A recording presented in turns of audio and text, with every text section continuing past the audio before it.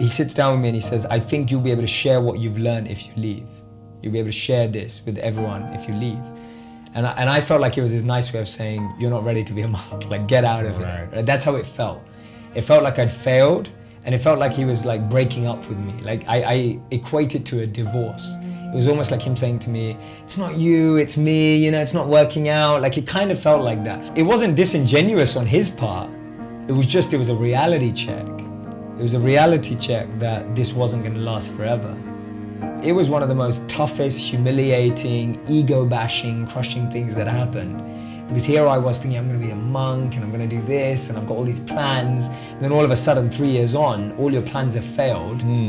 I've got no money, I've rejected all my corporate job offers, and I moved back in with my parents 5 years ago with $25,000 worth of debt.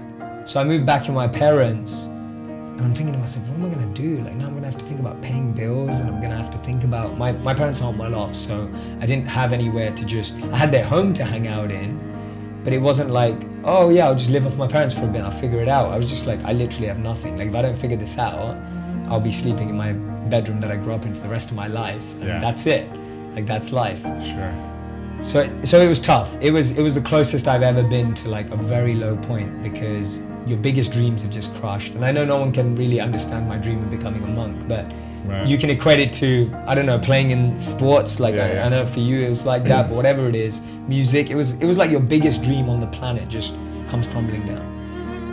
And I felt it hurt, it really hurt. And it hurt the ego, because all my friends or family who I just about convinced that I was becoming a monk, when I was coming back, they were all like, wow, I thought you were gonna be a monk, what are you doing? I had that moment where I had to decide. I was like, wait a minute, I've been taught how to deal with anxiety, pain, pressure, and everything as a monk.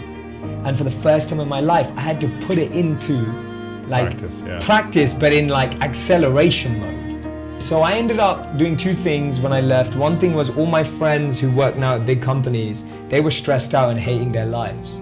And so they started to invite me to speak at their companies like Google and Starbucks, and they worked. Tell us what you learned from being a monk. Yeah, that's it. They were all working at these big brands, and they were like, Jay, come teach us what you've learned. So I started speaking at all these venues, and I loved it. And people were getting so much out of it. And I was like, wow, like my monk experience is really there to help so many people.